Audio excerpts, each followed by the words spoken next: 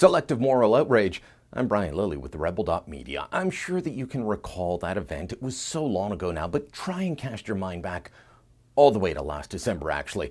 The event that had the whole country aghast at the invasion of lowbrow American politics coming to Canada, the arrival of Trumpian bombast, and all of it so bad for the Conservative Party as well as the Conservative movement. I'm talking about the chance of lock her up at the Rebels' anti-carbon tax rally in Edmonton last December. Or we can do the opposite. We can do what Rachel Notley is doing now and send jobs away. Which one's it going to be? We're not going to stand for that.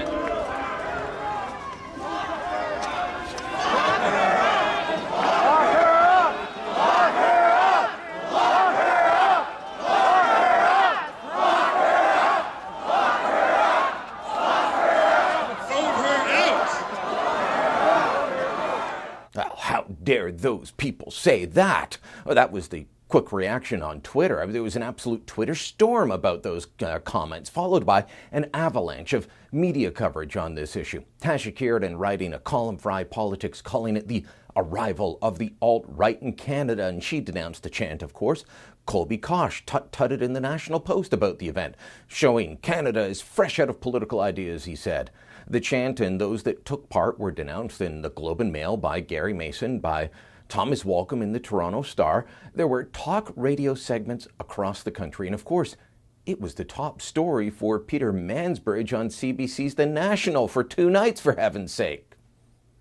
Well, back in December, the media couldn't get enough of this. And politicians of all stripes, but especially right-leaning politicians, well, they were asked about all of this. All of them were forced to express their moral outrage at what was said. They were told they had to denounce it and say they didn't back that sort of thing, and they all did, from Jason Kenney to Rona Ambrose, Brian Jean. All of them said it was wrong. We were lectured for a week or more about how if you talk about putting a politician you disagree with in jail, well, that's anti-democratic, that's fascist even. Which brings me to this. See this picture here? Have you seen this going around yet? Do you know what it is? It's Brad Wall in a jail at a union rally outside of Saskatchewan's legislature in Regina. Lots of civil servants and union leaders were there, so were a pile of NDP MLAs for the province. The leader of the provincial NDP, Trent Weatherspoon, even spoke at the rally. A rally where Brad Wall was put in jail because they disagree with his policies. Isn't that anti-democratic? Shouldn't we be hearing about this on all the newscasts? I mean, when it was chanted that the premier next door should be jailed, it was a massive story. And now, crickets. Where are the tweets of outrage from the likes of Andrew Coyne or Scott Gilmore? Where's the fretting about the regrettable tone that is entering Canadian politics? I guess it's different this time, though, isn't it? I guess it's different for a few reasons. Let's go through some of them. First off, Brad Wall's a man, so I guess that makes this okay.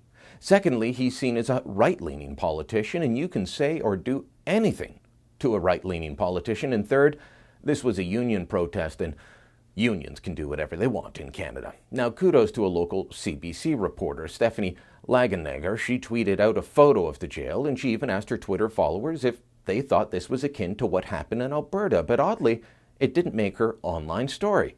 She did tweet at Weatherspoon, as did I, but he answered her, and she asked if this was okay by him. He said no, so good on him for that. But other media, they've ignored it. The local paper, the Regina Leader Post, no mention of this. But the outrage over the incident in Alberta was driven by the hectoring of establishment media types far away from Edmonton, mostly located in Ottawa and Toronto. And what their silence over Wall being jailed by union folks tell me is that the entire furor was always about, well, who said it, not what was said. Chanting lock her up and putting a premier's in effigy in jail are the same thing. You can't deny it, and if you try, you're only trying to fool yourself.